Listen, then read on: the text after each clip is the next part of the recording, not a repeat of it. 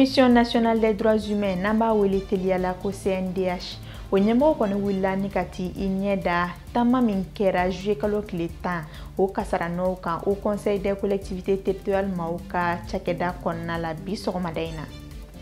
o temene ko gaboyin lakana ani keleke chekoro ka ministre so o konye dombulo di kene laben bisogoma daina uskalo kile 10 ani wolonvla Bamako génie militaire jabala so konna la kuna foni wara bambulo ka farani kuna foni bakurba nunu kan kalase awma bi ayo bismillah soni amina ulu wala awye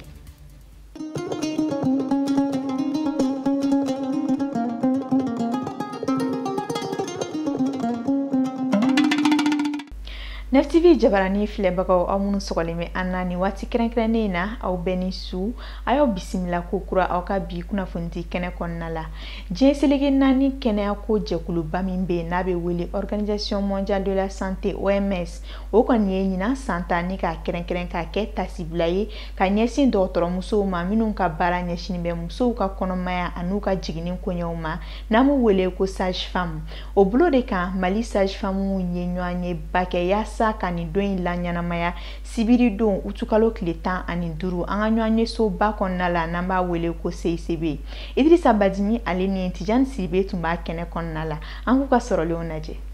saji famu bora anga jamana marabulo bela jelena kana franyo anga kani don krenkrene nyenamaya niga boya masegi taka OMS segre olu munu yuka sanji kono wasi don uye komade na nyon la jerebe wala man don dika merci Organisation mondiale de la santé niebe kono ya yira ka fo ko sai famu infirmier de bara mi ko muso yo ga kasara kene ko docteur ya umu kono donc ni santa ka duma utade donc ni coronavirus ko ku yerete an kumbe nyinen be de ke activité la o de kun programme ni mais ala nana ke bana nana o de atu ali journée décalée la kana ta kuna famu ya chama de jira ka tonde minum bora yoro jamuna kana ni don kenekereni konona na kidalika ko wele kuma be kibino former amano kibe tomba ko ka wele amano to biye donye doni ye da manu dona docteur ya ba la min de sai famia bara ko ande je o de fo be ka famia de ko kala donc o kala de be tebi parce que ayre ya do jamana bi tugumi eta an ko boke an ko mina boti ka yala Mali fanda fe ka nyini muso fe kona docteur so la ambe nu naw de kele yana nga ke sai famu ya ankara mu dini yana nga ko ya ankara muso donc an de kele ni anga temi era ba yirabi ana anya fongo mobiliser ini anga je ka fara ni anka anga je ka muso ni donga ka fara kele no Jekulo nyama ya jira ka fo ko musolaka ni demsenin chama de beto jigini senfe ka sabu ke ladilika matrafa balia e ba kelenta musinina lujini ayira la ka fo mais saba ani mugan dini de bital ni demsenin fanata de yerani munu mara wolo keme fla sigla di saba ani nani de bital fanata adon la ka fo to bangi kolasi fera o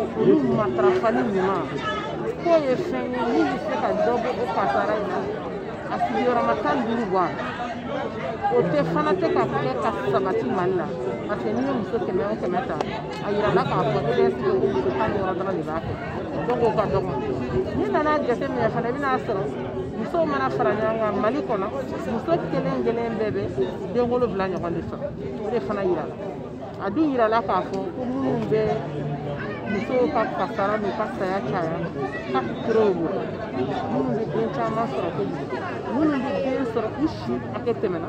munu ka soro umase dengolo usoro ma ko nu be dengolo dona ani munu den pasne ko donc plan de bango ko si fera matrapali o de se ka chama bula fana te ka kaka sage famu joro ka bo muso ni demsenu kishili la o de la o ya nyini jamana nyama fe u ka fereke do be se ka fara u kan chuga mina Mugo mana wili beba ko ko sai famu ka cha kama ko kuteta sai famu biya chiedu mais ni organisation mondiale yɛrɛ ka jate minɛ k'a lajɛ i bɛ taa sɔrɔ hali sages-femmes minnu bɛ Bamakɔ o tɛ population donc anw bɛ min ɲini recrutement min bɛ kɛ u k'u jija sages-femmes ka taa ka caya la pour que yɔrɔ bɛɛ la togodaw la sages-femmes ka sɔrɔ parce que a yira la anw m'a fɔ dɛ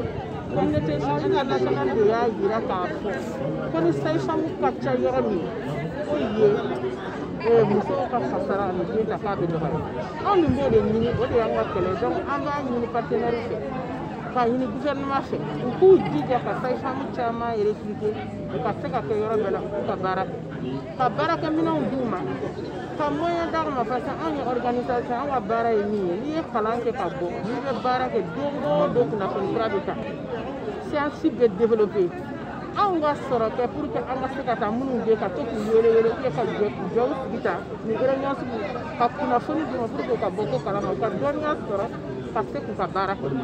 Kɛnɛ in nafa bonya kosɔn an ka jamana kɛnɛya minisiri ka ciden tun bɛ kɛnɛ kan a da sera sages-femmes bɛ jɔyɔrɔ min na ani gɛlɛya minnu b'u da la a ye walawalali kɛ o la. San o san waati na an ɲɔgɔn sɔrɔ ɲɔgɔn ye min bɛ tali kɛ sages-femmes ka bɛ baara min an ka jamana kɔnɔ o waleyali o waleɲuman dɔnni ani sages-femmes yɛrɛ jɔyɔrɔ ye jumɛn ye an ka kɛnɛya kɔnɔ sango min na année 2020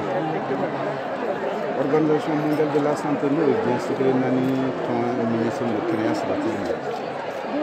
o y'a a laɲini k'a kanu k'a fɔ ko ɲinɛ san o bɛ kɛ kɛnɛya baarakɛlaw ka san ye n'o ye infirmiers ani sages-femmes parce que n'i y'a mɛn ko den sages-femmes n'i y'a mɛn ko muso sages-femmes. Minisiri ka ciden bɛ taa ɲɛfɛ ka ɲɛfɔli kɛ k'u k'u cɛsiri baara in fɛ hali sisan. U ye waleɲuman dɔn ye k'a ɲɛsin ni mɔgɔ suguya ninnu ni mɔgɔ sɛnɛ ninnu n'o ye an ka jamana sages-femmes ko jamanadenw b'u fo k'u waleɲuman dɔn ko hali bi u k'u cɛsiri parce que ka fara u ka baara kɔrɔlen kan. Baaraw kuncɛra ni waleɲuman dɔn sɛbɛn dili ye sages-femmes caman ma walasa k'u waleɲuman dɔn u ye baara min kɛ musolakaw ni denmisɛnninw ni kisili la. Adamadenya hakɛ tɔnbolo min bɛ an ka jamana kɔnɔna la n'an b'a wele CNDH Commission nationale des droits humains o ɲɛmɔgɔ taara bɔ jamana marabolo koɲɛw ɲɛnabɔ so ɲɛmɔgɔ ye yaasa ka taa a ɲɛ da kasaraw kan minnu kɛra juillet kalo tile 10 taama sen fɛ togoya min na u na se ka kiiri tigɛ. Anna Marie Yvonne Traoré, Idrissa Badimi ale ni Umar Traoré olu y'an sama minnu na an ka ɲɛmada o fɛ. Adamadenw kɛ lafasali jɛkulu u sera anw mɔ yan nin y'u nako filanan ye a bɛɛ ye sababu kelen ye aw b'a kalama k'a fɔ samedi min ni o tugura 11 juin marche mɔgɔw ka fɛngɛ na o samedi de mɔgɔw maa dɔw donna anw fɛ yan k'an ka baarakɛyɔrɔ yɔrɔ bɛɛ lajɛlen lagosi ka fɛnw caman cɛ ka taa hali chaise a yɔrɔ ye bureau kɔnɔna ye o kɛra dɔrɔn o dugujɛ olu ninnu fɔlɔ de sera anw fɛ yan ka n'a lajɛ yala mun ni mun kɛra yan donc tiɲɛni minnu kɛra ayiwa an kɔni yaalala ka yɔrɔ jira u la u taara u ye faamuya sɔrɔ mais o kɔfɛ an yɛrɛw ka ɲɛmɔgɔw ye huissier ta ka na ka don bureau kɔnɔ kelen kelen fɛn o fɛn ni o tiɲɛna an ka baarakɛyɔrɔ gouvernement ka fɛn minnu tiɲɛna baarakɛla maa minnu bɛ yan nɔ olu ka fɛn minnu suyɛna minnu tiɲɛna an y'o kɛ o bɛɛ kɛra papier ye ayiwa u nana bi ka na o kunnafoni de ɲini an y'o kunnafoni d'u ma u ko u ye faamuya sɔrɔ baara in na an ye baara minnu kɛ ka bila u ɲɛ an ye plainte kɛ ka taa polisi la an ye lettre ci premier ministre ma an ye huissier ta u ye fɛnw bɛɛ lajɛlen minnu tiɲɛna k'u o jatew bɛɛ bɔ an y'o papiyew d'u ma a ko an ye dɔ kɛ an ye belebele kɛ u ka baara la parce que olu se ye min ye o ye dɛmɛ ye k'a fɔ gouvernement ɲɛ a ka kan ka kɛ tan a ka kan ka kɛ tan donc droit min ni o kan ka appliquer ayiwa u n'an dɛmɛ o la k'o ɲɛfɔ jamana ɲɛmɔgɔw ye u kan ka tɛmɛ sira min fɛ ko n'Ala sɔnna ma k'u bɛ an dɛmɛ o la. an bɛ n'o de kan. Lakana ni kɛlɛkɛ cɛkɔrɔw ka minisiriso ye dongoloti kɛnɛ labɛn bi tɛnɛ utukalo tile 17 Bamakɔ génie militaire Jabalaso kɔnɔna la. Dongolo in kɛra l'américain ka lasigiden somaw fɛ yaasa ka Mali kɛlɛkɛcɛ minnu bɛ wele ko les FAMA ka olu kokɔrɔma don ni ka dɔ fara u ka fanga kan togoya min na u na se ka u ka baarakɛminɛnw k'olu matarafa ni k'u labaarako ɲuman dɔn togoya min na. Ko bɛna kɛ sababu ye u bɛna se ka jamanadenw an'u bolominɛnw kɔlɔsi kosɛbɛ ni k'u lakana. Nin donbolodi kɛnɛ in sigira minisiriso in ani cakɛda caman wɛrɛ ka bolodi ɲɔgɔnma kɔnɔna la. Aminata Daɲɔ, Mariam Sako ani Tijani Siribe olu ye mun sɔrɔ an ye a ko kan an ka jɛ an ko lajɛ. Sɛbɛn duuru ma mun kama a kun ye k'u former i y'a faamuya b'a la pour que comme an bɛɛ b'a kalama min bɛ ka kɛ Mali la sisan terroristes bɛ ka min da an ka mɔgɔw ka sisan Mali la donc u bɛ ka miniw da u bɛ ka engins explosifs da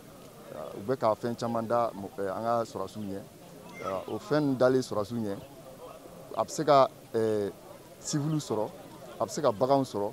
a bɛ se ka fɛn fɛn bɛ boli sira kan ou bien min tɛ boli sira kan kungo kɔnɔna a bɛ se k'olu sɔrɔ donc ninnu former kun ye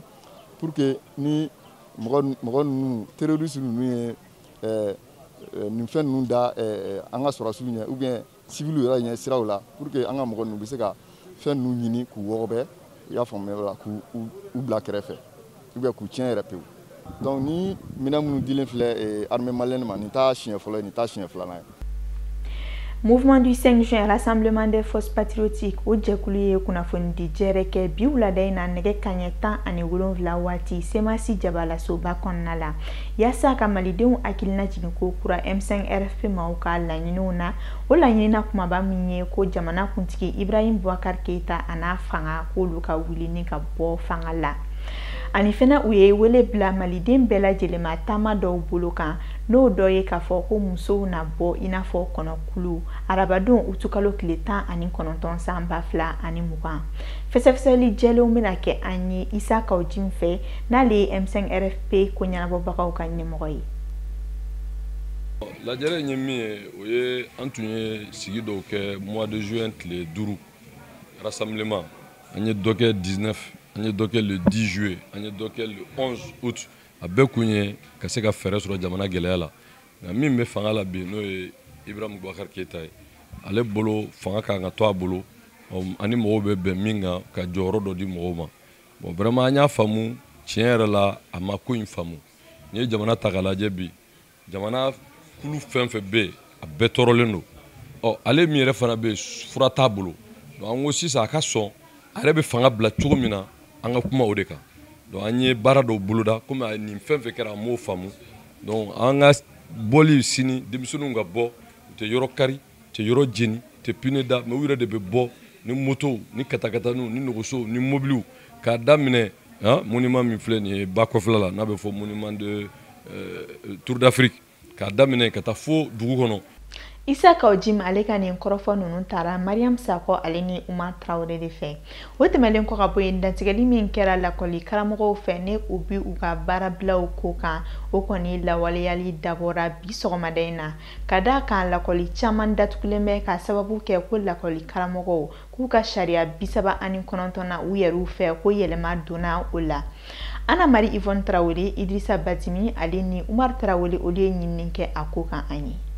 Waati jan bilalen kɔfɛ kalankɛbaliya la ekɔli karamɔgɔw tun ye kalan daminɛ denmisɛnninw kun ekɔliden somɔgɔw bɛɛ lajɛlen nisɔndiyara ka d'a kan u tun bɛ kɛlɛ la min nɔfɛ ni o y'u ka sariya sen 39nan ye o dir'u ma jamana ɲɛmaa Elhaji Ibrahim Boubacar Keita fɛ nka a ma bɔ tɛnɛnna ka se tarata la u ye kalan sosoro ka d'a kan ko fɔlen kɔni o ma bɔ a sira fɛ. Ekɔliso datuguna ko malien bɛɛ bɛ dɔɔnin kalama la c'est par rapport an ka acte 39 gouvernement de y'a essayé k'a tripatouiller k'a ɲagami bɛn tun kɛra fɛn min kan u y'o bɛɛ ɲagami k'a nadimi donc a sɔrɔ tun nana dɔgɔya ni papier passera a sɔrɔ bɛ dɔgɔya o fana ye maitres ka dusu lawuli donc an wulila ka baara bɛɛ jɔ ka daminɛ ministère la ka na académie la ka na CAP la ka na ekɔliso la ne bɛ min tun bɛ ka baara kɛ fɔlɔ mais ni segin ma kɛ kɔ ka baara lasegin a nɔkɔrɔ la je crois que an bɛ kala sɛmɛ fɔlɔ. Sariya gafe dɔ b'an bolo depuis le 1er janvier 2018, sinon le 16 a été signé, adopté, promulgué par le président de la République. Fo ka taa se bi ma. Donc diɲɛnatigɛ fɛn o fɛn bɛ yen n'o nana ka na sɔrɔ, en principe, on doit bénéficier de plein droit n'o ye sariya ye. Parce que la loi n'est pas rétroactive. Donc au kɔfɛ, donc on a su que l'application d'une loi, d'un seul article de cette loi, au taara ka taa kɛ problème ye. N'o ye l'article 39 ye, parce que faranka fɛn o fɛn a fɔra ten n'o farala baarakɛla tɔw kunna a kan ka fara école karamɔgɔw kunna. Mais an ye mun yɛrɛ ye dans son application an y'a ye k'a fɔ président yɛrɛ bɛ ka bloquer. Donc au kɔfɛ mouvement nana ka na wuli fan bɛɛ fɛ parce que l'enseignant était dans la grève. Nka mouvement wulilen le 16 juin a nana ka na fɔ sa ko k'a bɛɛ lajɛlen kɛ en intégralité. Solennellement il a fait une déclaration, discours adressé à la nation. Donc o tɛmɛlen kɔfɛ dans sa pratique an nana ka na ye tuguni techniciens mun bɛ yen n'olu kan ka baara kɛ ils sont en train maintenant de tripatouiller les trucs. Kalan yɛrɛ kuma tɛ yen parce que classiw comme aw yɛrɛ ɲɛ b'a la classiw bɛɛ datugulen don depuis sɔgɔmada in na maîtres u ye ɲɔgɔn ye dɔ kɛ samedi o ɲɔgɔn ye kɔnɔna la a bɔra n'a ye k'a fɔ ko accord min tun signé la gouvernement ni syndicats ni ɲɔgɔn cɛ ko o accord ma appliqué k'a sɔsɔra u tilala ka modification don a la o kosɔn u ko ko école dɔrɔn tɛ dɛ hali an ka ɲɛmɔgɔyaso n'o ye CAP ye u kɛlen bɛ ka yen bɛɛ fermer fana ka taa fɔli a ye la. Donc o de kosɔn aw nalen bɛ classiw bɛɛ datugulen don ekɔlidenw si ma na maître si ma se yan.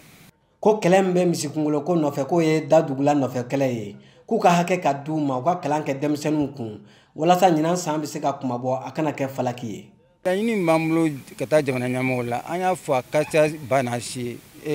u kan ka article an b'a nɔfɛ depuis san wagati joli u ka u tilen dɔrɔn u ka appliquer n'u y'a appliquer sisan a baara banna u ka appliquer dɔrɔn baara bɛ daminɛ mais an ye kɛlɛ lamini principe bɛɛ u y'a bɛɛ signé mais a application halisa u bɛ ka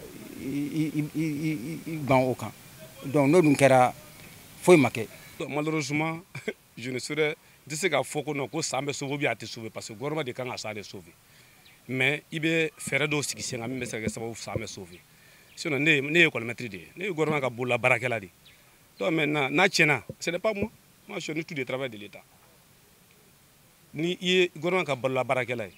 Donc gouvernement de b'a a ka san de sauver, san de l'État ye, sinon san tɛ ne ta ye. N'i ye kuma ka sigi kuma fɔlen kɔrɔ kan quoi. A yɛrɛ bɛɛ b'a kalama k'a fɔ président bɔra ko k'a fɔ article 39 min bɛ yen ko k'a appliquer sisan ani ka bɛɛ lajɛlen lawaleya. An y'a mɛn sisan ko a kɛrɛfɛmɔgɔw dɔw nana ka na modification don a dɔw la k'u yɛrɛ b'a fɛ ka article yɛrɛ wuli ka bɔ yen o de ye maîtres ka laɲini ye n'u y'a appliquer u ye min fɔ anw yɛrɛ ɲɛna n'u y'a appliquer hali bi wulada in na sini u bɛ n'u ka kalan na. U caman y'u dama kasi ka taa jamana ɲɛmaaw yɔrɔ ko jamanadenw ye danaya min da u kan u k'o minɛn fa bawo ɲɛjɔ yɔrɔ wɛrɛ tɛ kɔmaa la ni ɲɛmaa tɛ. C'est-à-dire n'i kɛla ɲɛmaa la responsabilité a de valeur la bonté l'honnêteté la franchise fo mɔgɔw k'u hakili t'o la. Donc quand tu deviens responsable parce que nous sommes des parents prérogative dɔw b'i bolo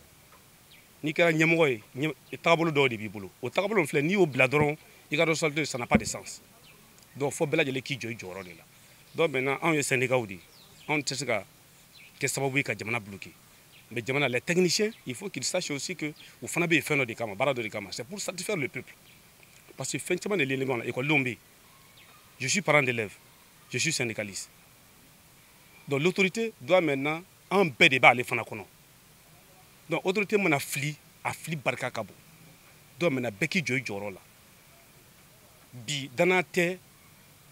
mɔgɔ si ni état tɛ bi parce que état même ale yɛrɛ ma kɛ danayamɔgɔ ye. A kɔni bɛ ka taa taabolo min kan nin ye yarɔ kɔni an bɛɛ lajɛlen tun bɛ ala de la école ka dayɛlɛ école dayɛlɛla aw yɛrɛ ɲɛ b'a la vacances ye période ye sisan an si ma taa vacances la an b'a fɛ année ka sauver mais gouvernement yɛrɛ de t'a fɛ année ka sauver mun na parce que ni président ye kuma min fɔ o kan ka respecter de a fɔra ko article bɛ appliquer immédiatement et complètement n'u tilala ka na ko wɛrɛ dogo la